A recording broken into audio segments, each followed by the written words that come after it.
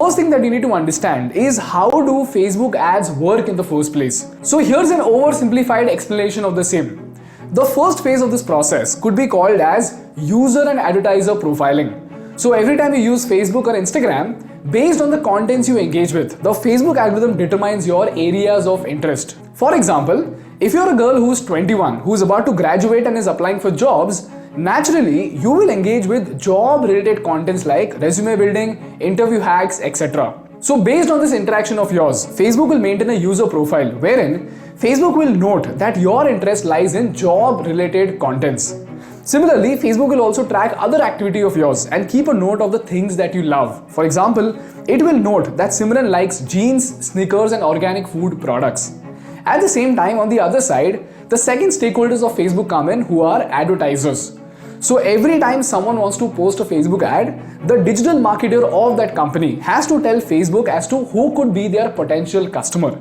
And this data includes the interest, age, location and other demographic factors.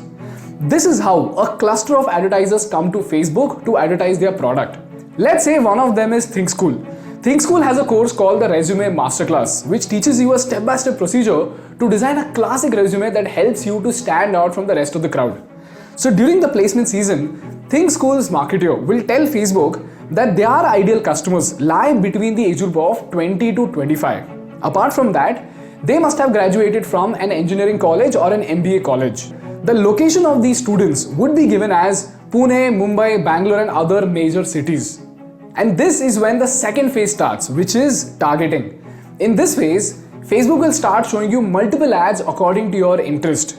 So in this case, it will show you a denim jeans ad, a big basket ad showing organic food delivery, and a video ad of ThinkSchool, which gives you a free ebook and explains about the latest resume course that we have. Now, after showing you all these ads, Facebook will start monitoring your engagement with these ads to try and understand which one of these products are you more likely to buy. So if you end up watching a 3 minutes ThinkSchool ad and you also end up downloading the free ebook, Facebook will understand that in this given point in time, you are more likely to become a ThinkSchool student as compared to becoming a big basket customer. Therefore, using engagement parameters like likes, comments, shares and watch time, Facebook determines the interest of the audience. And then comes the third phase, and that is retargeting and conversion. This is where multiple resume and interview related ads are shown to you such that you can choose which company to engage with.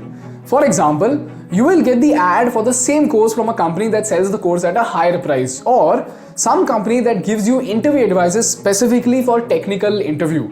This way, based on multiple permutations and combinations, Facebook will try to judge your interest and show you relevant ads.